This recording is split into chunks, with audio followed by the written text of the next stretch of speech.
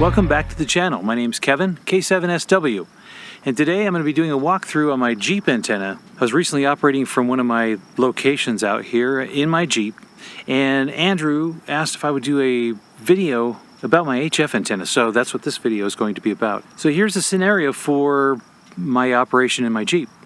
I normally go out portable operating and I use a rear tire carrier mount on the back of the Jeep. And that's simply because it's easier to set up, fast to get to, and it works. For me, I don't have a whole lot of room or places to mount an HF mount on my Jeep. That's just how they are. Now, I've had this set up for at least 8 years now. I haven't found anything better that works for me because of the simplicity and how easy it is to get to when you want to operate. So now let's talk about the good and the bad about using a tire carrier for a mount. While it's a great place to get access to your antenna, you can swing it away from your vehicle and easy to put on your antennas. Well, there's a ground problem. And because I've measured the continuity between the tailgate or the swing away tire carrier and the body of the Jeep in the past, I realized that that's not going to be a good solid connection. I took that braided strap, screwed to the tire carrier, and then mounted the other end to the tub here of the back of the Jeep, and that thing is rock solid. And of course that's hidden underneath the carpet. In my case, I've got carpet. Now, if you own a soft top, you know that there are plenty of places that it's not watertight or airtight or anything else. So I just pick a spot here where the zipper meets the bottom, run my coax feeds and the ground inside of here. Now for the coax, I'm just using RG8, nothing fancy there. If I had LMR 400, I'd use that at the time, but I don't think I did, and that's what it is. Using the coax seal, that's solid now. And where does that coax go? Well, it just goes into the back of the Jeep here, through the soft top, just right here. I've run it into the back of the Jeep, and I coil it up using some Velcro, and I usually have a fitting on here for BNC. That makes it easy to get to for whatever radio that I'm operating. If I'm not running a radio with a BNC connector, I just take this off, and now I got my PL259. And why would I run it this way? Why would I just leave it like this and not do a professional installation? Well, I've learned over the at least 8 years of having this in my Jeep that when I operate portable away from the vehicle, I found that having everything in a flexible way allows you to set up for whatever condition you're in. I might be operating in the front seat here, or might be operating out of the tailgate. And once you bury all your cords and wires, you're inevitably going to dig it all out to get to it. There are a lot of different mounts. I'll put links in the description below for the ones that I use.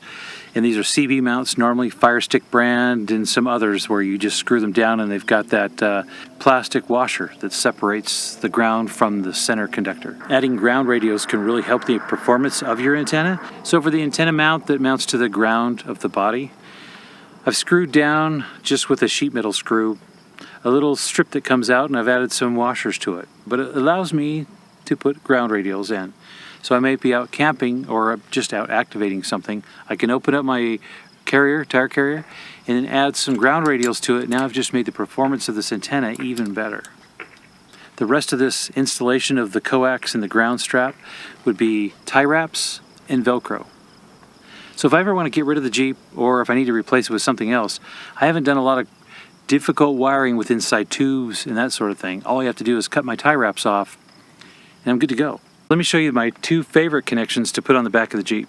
The first one's going to be the Hustler system. This is the Hustler long antenna mount mast. It's got my quick disconnect on the bottom, and it's got this folding knee point, I guess you would call it, where you pull down the little locking mechanism and this thing folds in half. And the reason for that is when this thing's in place, you can fold this over and have access to the end to change out the Hustler resonator. And it does an amazing job at actually staying up. And I must say that on many road trips I've taken, this thing has stayed in this way. It's been so reliable for almost 10 years. All right, so here's my next favorite antenna. This is inside my homemade antenna holder case. This is just PVC pipe that you would get at the Home Depot store or Lowe's, something like that. Now, this antenna holder is meant for what's become, I think, my favorite antenna of recent time. This is my Chameleon 17-foot whip, and I added this to the bottom. These are the Hustler ends that you can put on them. This system is what makes this be fabulous. In the past, I've purchased multiple of these things so I can hook them to ham sticks or this antenna or something else. So how does this Hustler quick disconnect system work? Well, it's like something like this.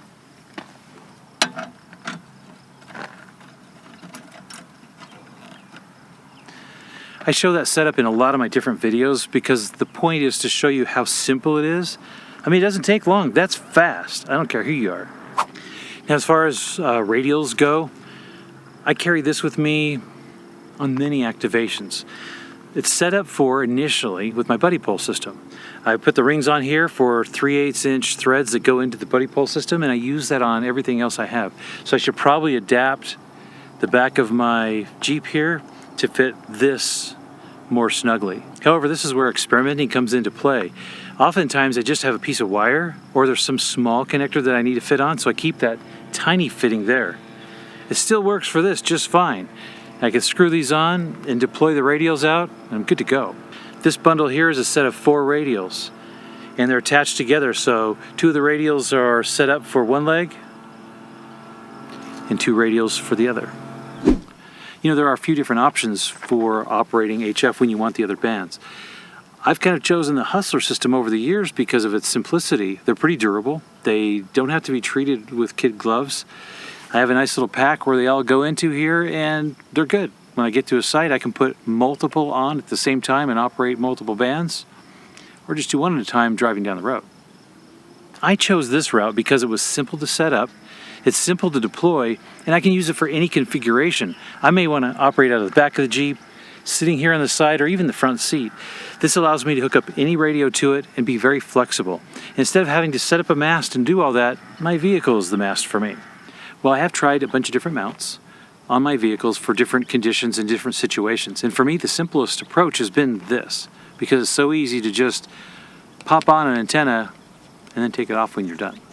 I would have to say that my favorite antenna system for operating has got to be the 17-foot whip. It used to be the MFJ, but now that chameleon antenna is so much more stable and works better for me. That's my go-to for 20 meters.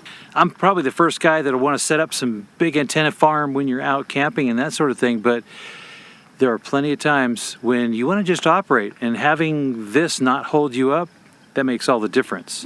All right, well, Andrew, thank you for the suggestion for this video, for me showing you the antenna mount on the back of my Jeep. I hope this has helped you and anybody else that's trying to set up something portable on your vehicle.